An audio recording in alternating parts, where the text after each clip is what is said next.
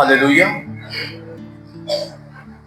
आइए हम लोग आगे वचन की ओर चलेंगे और याकूब का पुस्तक पहला अध्याय उसका हम लोग 21 से पढ़ेंगे। लिखा है, इसलिए सारी मलिनता और बैर भाव की बढ़ती को दूर करके उस वचन को नम्रता से ग्रहण कर लो जो हृदय में बोया गया और जो तुम्हारे प्राणों का उद्धार कर सकता है। हालेलुया। परमेश्वर का जो वचन हमारे हृदय में बोया गया है, इस वचन को बड़े ही नम्रता के साथ में, दीनता के साथ में परमेश्वर के वचन को अपने हृदय में हमको आज जगह देने की जरूरत है। हालेलुया। इस वचन को जब तक हम ग्रहण नहीं करेंगे, हम परमेश्वर के साथ उसके उपस्थिति में चल नहीं सकते हैं। और वचन को ग्रहण करना बहुत जरूरी है। हालेलुया। ये वचन हमारे प्राणों का उद्धार कर सकता है, हमारे आत्मा का ये उद्धार कर सकता है। आज मैं बड़े दुख के साथ इस बात को बोलना चाहता हूं कि वचन का आदर हम में से कईयों के जीवन में नहीं है। वचन का आदर, परमेश्वर का आदर, प्रभु के उस महान परमेश्वर का आदर आज बहुतों के जीवन में नहीं है। आज हम लोग गाना गा रहे थे, यीशु तू मेरी खातिर मरा है, मेरे लिए फिर से जी उठा है, खून से तेरे पाई है मैंने अब्दी शिफा मेरे नासरी। अब्दी शिफा का मतलब जानते हैं? कितने लोग जानते हैं अब्दी शिफा?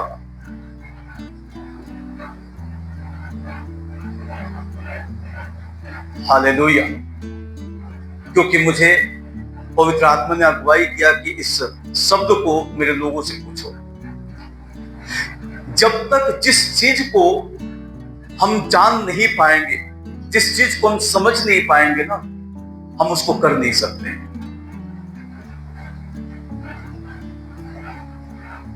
उस जगह पे लोग आराधना कर रहे थे, है ना, और मैं सुन रहा था। आराधना में ये कर रहे थे, सेनाओं का यहोवा हमारे संग संग है, याकूब का परमेश्वर हमारा ऊंचा घर है। मैंने पूछा कि क्या सचमुच याकूब का परमेश्वर आपका ऊंचा घर है? क्या सचमुच वो आपके साथ है? जब वो आपके साथ है तो आप बुरे हालातों में क्यों हैं? आप बुरे परिस्थितियों में क्यों हैं? आप दुखों में क्यों हैं? आप चिंताओं में क्यों हैं? आप रोगों में क्यों हैं? अगर वो आपके साथ है तो आप ऐसे हालात में क्यों हैं? इसका मतलब कि सिर्फ आप गीत गाते हैं, आप उस परमेश्वर को समझ नहीं पाए हैं, उस परमेश्वर को आप जान नहीं पाए हैं। उस महान परमेश्वर के उस महानता को अभी तक आपने नहीं देखा है, उसको नहीं समझा है। आप केवल शब्दों का गीत गाते हैं कि सेनाओं का यहोवा मेरे संग है, याकूब का परमेश्वर मेरा ऊंचा घर है। अगर वो है तो उसकी उपस्थिति आपके जीवन में क्यों नहीं दिखाई दे रही है? हालेलुया। मेरी बात को समझने की कोशिश कीजिएगा। अगर वो आपके जीवन में है, वो आपका ऊंचा घर है, वो आपके साथ है, तो क्यों आप टेंशन में रहते हैं? क्यों आप परमेश्वर की आराधना नहीं कर पाते? क्यों आप परमेश्वर से दूर रहते हैं? वो आपके साथ है, आप उससे दूर हैं। प्रार्थना नहीं कर पाते हैं, बोलते हैं कि सेनाओं का यहोवा मेरे संग है। वचन नहीं पढ़ पाते हैं, बोलते हैं कि सेनाओं का यहोवा मेरे संग है। हालेलुया। मेरी बातें समझ में आ रही हैं? यहां पे लिखा है, परंतु वचन पर चलने वाले बनो। हालेलुया। वचन पर चलने वाले बनो और केवल सुनने वाले ही नहीं जो अपने आप को धोखा देते हैं। केवल जो वचन को सुनता है और वचन में नहीं चलता, वो अपने आप को धोखा दे रहा है।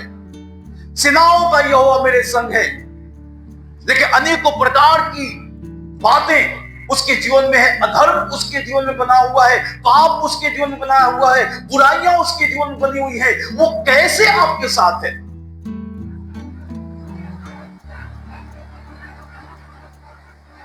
आप उसकी उपस्थिति को महत्व नहीं देते हैं, वो कैसे आपके साथ है? आप उससे प्रेम नहीं कर पाते हैं, वो कैसे आपके साथ है? जहां महिमा देने की बारी आती है, आप उसको महिमा नहीं दे पाते हैं, वो कैसे आपके साथ है?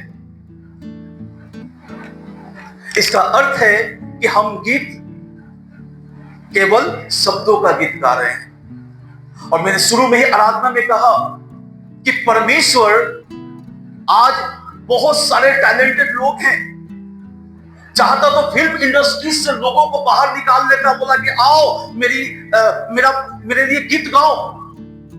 लेकिन वो गीत गाना ही तो नहीं चाहता है ना, वो गीत नहीं चाहता है, वो आराधना चाहता है, वो अपनी महिमा चाहता है, अपनी प्रशंसा चाहता है, अपनी बड़ाई चाहता है। उनको चाहता तो कब का परमेश्वर उनको लेके बाहर आ गया होता, मेरे लिए गाओ। लेकिन परमेश्वर ने उनको अपने लिए नहीं चुना। परमेश्वर ने उनको चुना जो उसके लिए सच्चे मन से, सच्चे दिल से उस परमेश्वर की आराधना कर सकते हैं। हालेलुया। मैं कल अपनी वाइफ से शेयर कर रहा था, जब मैं अजीत हुरो के साथ में हम लोग बैठे थे, मैं और मेरे बीच वाले भाई भी उस समय थे, मेरे बड़े भाई भी। जब हम लोग बैठे थे तो मेरे बीच वाले भाई ने कहा कि भैया आप गीत बहुत दिल से गाते हैं, आपके गीत में अभिषेक है। उन्होंने कहा कि मुकेश, मैं गाना मुंह से नहीं गाता हूं, मैं जो परमेश्वर के लिए भजन करता हूं मुंह से केवल नहीं करता हूं, मैं दिल से, जो मेरे दिल में है, जो मेरे मन में है, उसको मैं अपने मुंह से निकालता हूं। इसीलिए वो अभिषेक हो जाता है, इसीलिए परमेश्वर उसको अभिषेक से भर देता है, क्योंकि मैं दिल से करता हूं। बहुत सारे लोग हैं जो लोग केवल मुंह से गाना गाते हैं, खूब अच्छा बजाना जानते हैं, खूब गाना जानते हैं, सब कुछ बेहतर उनके जीवन में सब कुछ बेहतर है, बेहतर सब कुछ करते हैं, लेकिन परमेश्वर उनको नहीं देखता, परमेश्वर उनको नहीं चाहता। परमेश्वर ऐसे लोगों को ढूंढ रहा है। आज भी उसकी आंखें लगी हुई इस पृथ्वी पर घूमती रहती हैं कि कोई तो मेरे लिए एक आराधक मिल जाए, कोई तो सच्चे मन से मेरी आराधना करने वाला मिल जाए, कोई तो सच्चे मन से मुझसे बातें करने वाला मिल जाए। और जो मिलता है परमेश्वर उसको वहां से चुन लेता है अपने लिए। और पता है उसको आप क्या करते हैं? अरे बहुत बड़ा सिंगर है, ये बहुत बड़ा प्रचारक है, उसको बड़ा परमेश्वर ने बना दिया है ना, उसको बड़ा परमेश्वर ने बनाया, क्योंकि उसने अपने मन को दिखाया परमेश्वर को, अपना दिल दिखाया, अपने जीवन को परमेश्वर को सौंपा। इसलिए परमेश्वर ने वहां से बाहर निकाला और उसको एक अनोखा व्यक्ति बना करके उसने खड़ा कर दिया। क्या वो आपके साथ नहीं कर सकता? क्या आपको वो अनोखा नहीं बना सकता? क्या आपको लोगों के बीच में खड़ा नहीं कर सकता? लेकिन हमने कभी उस परमेश्वर को महिमा दिया ही नहीं। कभी हमने अपने मन को परमेश्वर के लिए, हृदय की गहराई से मैंने कभी उस हृदय को खोला नहीं, अपने मन को खोला नहीं कि परमेश्वर हमारे मनों को देखता। ओ प्रभु, आई लव यू, मैं आपको प्यार करता हूं, पूरे दिल की गहराई से, हृदय की गहराई से मैं आपको प्यार करता हूं। परमेश्वर यही तो देखता है। हालेलुया। परमेश्वर यही देखता है कि हम उसको अपने दिल से परमेश्वर को प्यार करें और उसको महिमा दें। परमेश्वर पता है आपको उठाता है और फिर आपको तैयार करता है और लोगों के बीच में आपको इस्तेमाल करना शुरू करता है। लेकिन हम तो घर से, परिवार से, रिश्तेदारी से भी बाहर नहीं निकल पा रहे, उसी में उलझे हुए हैं। परमेश्वर को तो हम देख ही नहीं पा रहे, वो दिखाई नहीं पा रहे, वो दिल, वो हृदय, वो मन, वो परमेश्वर को दिखाई नहीं पा रहे हैं कि परमेश्वर हमसे वो प्रेम करता, हमको उठाता और हमें वो बनाता अपनी महिमा के लिए। हालेलुया। लिखा है यहां पे, परंतु वचन पर चलने वाले बनो। हम केवल वचन सुनते तो हैं, लेकिन उस वचन में अपने आप को ढालते नहीं, उस वचन में अपने आप को हम चलाते नहीं हैं, उस वचन में अपने आप को हम तैयार नहीं करते हैं। और लिखा है यहां पे कि वचन पर चलो, केवल सुनने वाले ही नहीं जो अपने आप को धोखा देते हैं। हालेलुया। मैंने सवाल किया ना, अब्दी शिफा का मतलब होता है हमेशा का उद्धार, हमेशा का छुटकारा। यह है अब्दी शिफा, उर्दू वर्ड है। लेकिन हम कभी जानने की कोशिश भी नहीं करते हैं। अरे क्या जानना है, यहां से निकलेंगे, घर परिवार में पहले जाना है, अपना ड्यूटी देखना है, अपना काम देखना है। क्या मतलब है, बस खाली आकर के गीत गाकर चले जाना है। गीत ही तो गाना है, पास्टर गीत ही तो गाते हैं, हमको भी गीत गा लेना है ना। करना क्या है, कौन सा हमको तीर मारना है, कौन सा हमको पास्टर बनना है, कौन सा हमको प्रचारक बनना है, हमको आराधक बनना है। अरे बस एक विश्वासी के जैसा नॉर्मल लाइफ को जीना है। बस संडे जाएंगे और आएंगे, बस अपने कामों में बिजी रहना है। हमें परमेश्वर से मतलब क्या है? हाँ, बस इतना के लिए जाएंगे कि हमारा सब कुछ ठीक रहे, परमेश्वर हमको चंगाई देता रहे, प्रभु हमको आशीष देता रहे, परमेश्वर हमको संभालता रहे। बस इतने के लिए जाना है मुझे। बाकी आगे थोड़ी ना कुछ करना है उसके लिए, उसकी आराधना थोड़ी ना करनी है हमें, उसकी महिमा थोड़ी ना करनी है हमें तो बस अपने लिए जाना है। हम ठीक रहें, हम स्वस्थ रहें, हम भले चंगे रहें, हमारा घर परिवार ठीक रहे, बस आगे क्या करना है। लेकिन पता है, अगर ऐसे ही सभी लोग सोचे होते तो आज एक इतना बड़ा परमेश्वर का जो राज्य खड़ा नहीं हो पाता। अगर सब लोग ऐसे ही सोचते, परमेश्वर से केवल हमको आशीष लेना है, केवल चंगाई लेना है, केवल छुटकारे को लेना है, बस इतना काफी है।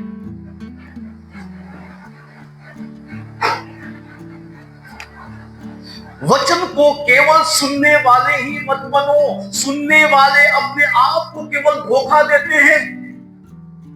जो केवल वचन को सुनते हैं, उसमें नहीं चलते हैं, वो अपने आप को धोखा दे रहे हैं। और पता है कैसा धोखा?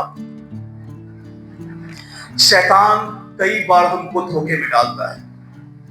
हमारे मन को परमेश्वर की ओर से अलग ले जाकर के ना वो धोखे में डाल देता है। धोखा ये है, मैंने उद्धार पा लिया है ना, मैंने उद्धार पा लिया है, मैंने बपतिस्मा ले लिया है, मेरा तो उद्धार हो चुका है। लेकिन बाइबल बताती है, परंतु वचन पर चलने वाले बनो और केवल सुनने वाले ही नहीं जो अपने आप को धोखा देते हैं। क्योंकि जो कोई वचन का सुनने वाला हो और उस पर चलने वाला ना हो, तो वह उस मनुष्य के समान है जो अपना स्वाभाविक मुंह दर्पण में देखता है, इसलिए कि वह अपने आप को देखकर चला जाता और तुरंत भूल जाता है कि मैं कैसा था।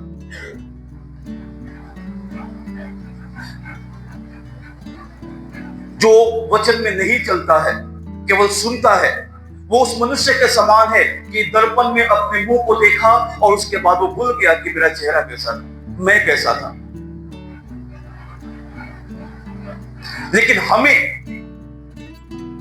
अपने चेहरे को भी याद रखना है, मैं कैसा हूं। दर्पण क्या करता है? दर्पण का काम क्या है? दर्पण का काम क्या है? हमारे चेहरे की कमियों को दिखाना। हालेलुया। दर्पण का काम है कि हमारे चेहरे की कमियों को दिखाना। कहां पे घाव निकल गया है, कहां पे कालक लग गया है, कहां पे गंदगी दिख रही है, कुछ ऐसा लग तो नहीं गया है। दर्पण हमारे चेहरे की गंदगियों को दिखाता है। परमेश्वर का वचन हमारे जीवन की गंदगी को दिखाता है। जब आप वचन को पढ़ते हैं तो ये आपकी गंदगी को दिखाता है, और गंदगी को देख करके कुछ लोग छोड़ देते हैं, कुछ लोग साफ करते हैं। बहुत सारे लोगों को मैंने देखा है, अरे छोड़ो ना, क्या हो जाएगा, काम में चलना है, पहले काम करना है ना, गंदगी से क्या करना है, गंदगी तो फिर भी कल फिर लगेगा, गंदगी फिर कल लगेगा, कल भी लगेगा, तो क्या करना है, पहले काम करना है। गंदगी को लगे रहने दो, नो प्रॉब्लम, बहुत कुछ थोड़ी तो बिगड़ रहा है। लेकिन पता है, शरीर पे, कपड़े पे गंदगी लग जाए, शरीर पे गंदगी लग जाए, ये गंदगी आपका कुछ नहीं बिगाड़ेगी। लेकिन आत्मा में गंदगी लग गया तो ये आपको तहस नहस करके रख देगी, आपको खत्म करके रख देगी। दर्पण का काम है हमारे गंदगियों को, हमारी कमियों को दिखाना। वचन का काम है हमारे जीवन के अधर्म के कामों को दिखाना। जब डेली परमेश्वर के वचन के साथ में हमारी संगति होती है, डेली परमेश्वर के साथ जब हमारी संगति होती है, तो परमेश्वर हमारे कमियों को दिखाता है, हमारे गंदगियों को दिखाता है, और वो कहता है कि उससे अपने आप को साफ करो। जब तक साफ नहीं करोगे, मैं अपने गोद में नहीं लूंगा। उसको साफ करो। उसको साफ करना भी हमारा ही काम है। जब हमारे जीवन में कमियां आती हैं, उन कमियों को दूर करना भी हमारा ही काम है। जब लाते हम हैं तो दूर परमेश्वर करेगा। हालेलुया, समझ में आ रहा है? जब पाप हम करते हैं, उसको पश्चाताप भी तो हम ही को करना पड़ेगा कि परमेश्वर करेगा? मानना तो हम ही को पड़ेगा ना, उसको अपने जीवन से दूर तो हम ही को करना पड़ेगा, तभी तो परमेश्वर के अनंत जीवन में हम प्रवेश करेंगे। इसीलिए परमेश्वर के साथ हर दिन डेली संगति करना है कि हमारी कमियां हमको दिखाई देती रहे, हमारे वो जो स्पॉट्स हैं वो दिखाई देते रहे, ताकि उसको हम खत्म करके, उसको धो के, यीशु के लहू से धो के हम आगे बढ़े।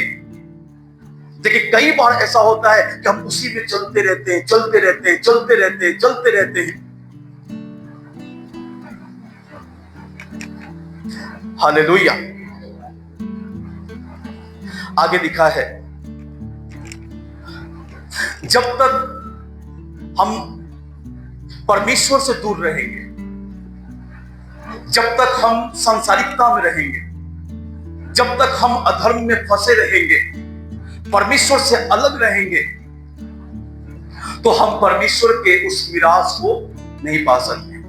आगे लिखा है यहां पे 25 वचन को मैं पढ़ रहा हूं।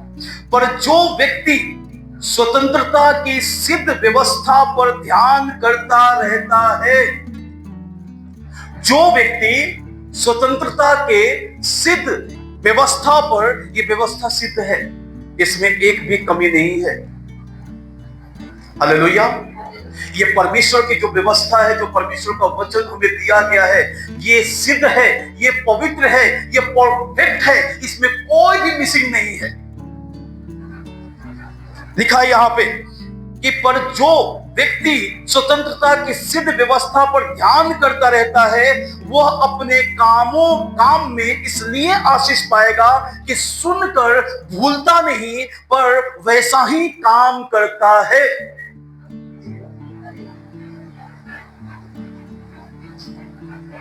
देखिए, जिस बात को मैं बताने जा रहा हूं बुरा मत मानिएगा आप लोग। एक व्यक्ति जब परमेश्वर के वचन में चलने का निर्णय लेता है और जो वचन में चलना शुरू करता है, पता है वो स्टेप बाय स्टेप वो आगे बढ़ता है। किस चीज में?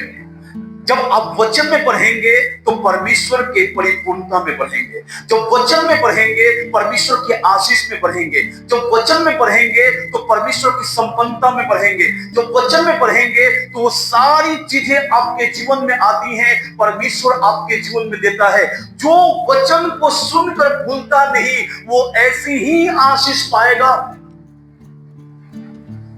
वो ऐसे ही आशीष पाएगा कि वो वचन को सुनकर भूलता नहीं है। इसलिए वो अपने काम में, अपने बिजनेस में, अपने परिवार में, अपने हर एक क्षेत्र में वो आशीष पाता है, क्योंकि परमेश्वर उसको आशीष देता है, क्योंकि वो परमेश्वर से वो प्रेम करता है। जो परमेश्वर से प्रेम नहीं करता, मैं हमेशा बोलता हूं कि जब प्रेम हो जाता है किसी से उसके बिना रहा नहीं जाता।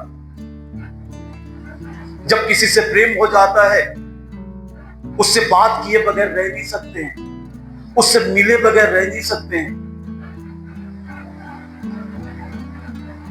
मैं सच्चाई बता रहा हूं, सबके साथ में हुआ होगा। जब मेरी शादी लगी थी मैं डेली फोन पे बात करता था।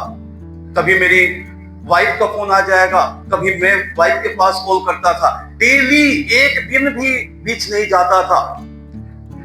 डेली बात करते थे हम लोग, कभी भी नागा नहीं हुआ है जहां तक मैं जानता हूं।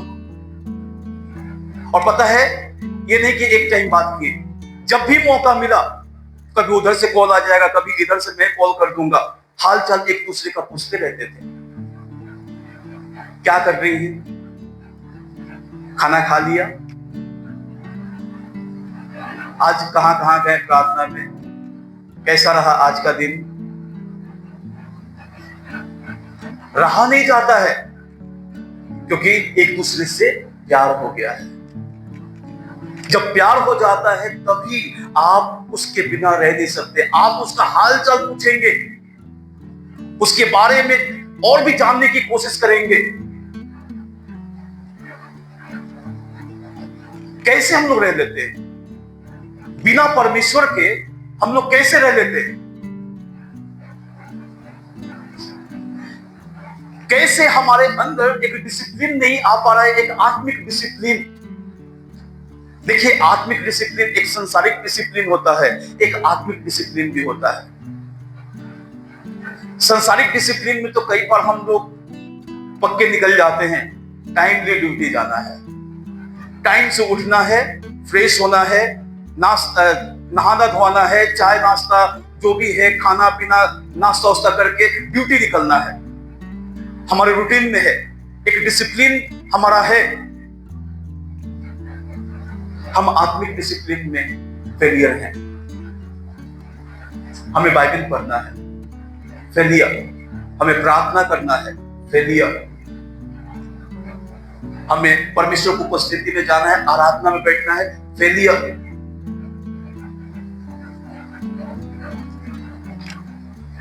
संडे चर्च में भी आते हैं। देखिए, बुरा मत मानिएगा, ये सच्चाई है। चर्च में भी आते हैं, लेट ही चले जाएंगे तो क्या हो जाएगा? आधा घंटा लेट, 20 मिनट लेट। मैं आप लोगों को बताना चाहता हूं, और जगह में विश्वासी पास्टर का इंतजार करते हैं, लेकिन इस जगह में पास्टर विश्वासी का इंतजार करता है। आप लोग हंस रहे हैं। कितनी अच्छी बात है ना, कितनी अच्छी बात है कि यहाँ पास्टर इंतजार कर रहा है विश्वासी का, और जगह में विश्वासी इंतजार कर रहे हैं पास्टर का कि प्रभु का दास आएंगे, आज हमें मन्ना दिया जाएगा, परमेश्वर का मन्ना। आज मैं मन्ने को खा करके मैं तृप्त हो जाऊंगा। तो मैं इंतजार करूंगा, उस मन्ने का इंतजार करूंगा, उस परमेश्वर को उपस्थिति का इंतजार करूंगा, उसके आराधना का इंतजार करूंगा। जब परमेश्वर के दास आएंगे मैं उनके साथ में आराधना करूंगा, मैं वचन को सुनूंगा, मैं परमेश्वर की महिमा करूंगा। यह पास्टर जी प्रार्थना कर लिए, आराधना आधा खत्म हो गया, उसके बाद से हम आ रहे हैं, आकर के बैठ गए, और वो भी मन से प्रार्थना नहीं किए, मन से आराधना नहीं किए।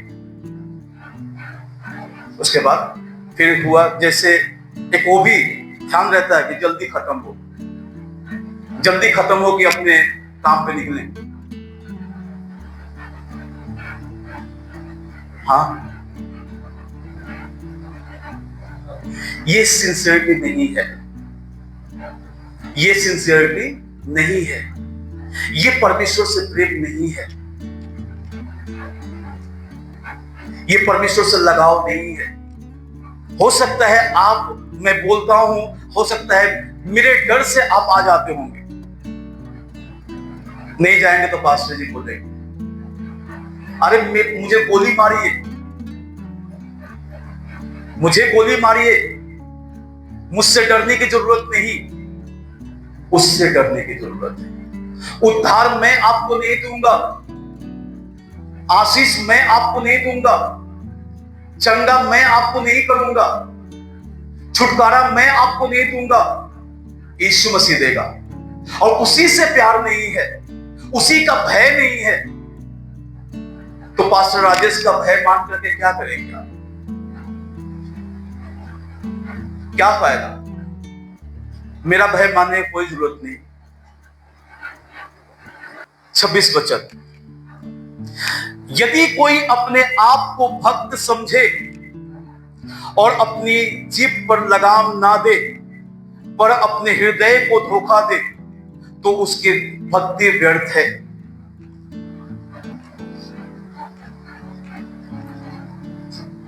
हर एक चीज में अपने आप को कंट्रोल करके रखना, हर एक बातों में अपने आप को, केवल जीभ के ही बारे में नहीं है, हर एक चीज के ऊपर कंट्रोल करके रखना। अपने आत्मा के ऊपर आपका कंट्रोल होना चाहिए, आपके मन के ऊपर आपका कंट्रोल होना चाहिए, आपके शरीर के ऊपर आपका कंट्रोल होना चाहिए।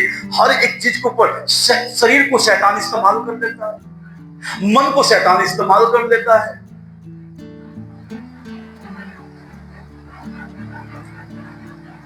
यहां पे क्या लिखा है कि इस पे लगाम लगाना है, लगाम लगाने की जरूरत है। लगाम जानते हैं ना, लगाम आपके हाथ में नहीं है। जब घोड़े को चलाते हैं तो घोड़े के मुंह में एक लगाम डाला जाता है, और जो बैठता है उसके ऊपर उसके हाथ में उसका लगाम होता है। जब चाहेगा तब कंट्रोल कर लेगा। घोड़ा कितना भी स्पीड में हो, खींचेगा तो घोड़ा शांत हो जाएगा। लेकिन हमने अपने लगाम को किसको दे रखा है?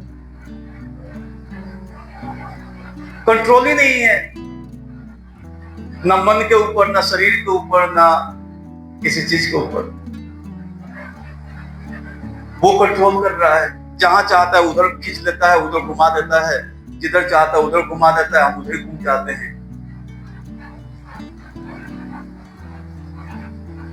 तो आज मैं इस बात को कहना चाहता हूं, वचन केवल सुनने वाला नहीं बनना है, वचन में चलने वाला बनना है। जब आप वचन में चलना शुरू करेंगे, शुरुआत में चैलेंजेस आएंगे, शुरुआत में आपके सामने कठिनाइयां, आपको तकलीफ होगा, लेकिन जब आप चलना शुरू करेंगे उसके बाद आपको आपका जो मार्ग है वो आसान होते चला जाएगा, और आप परमेश्वर के लिए आप तैयार होते चले जाएंगे, परमेश्वर की महिमा के लिए आप तैयार होते चले जाएंगे। हालेलुया। प्रभु आप सबको आशीष दे।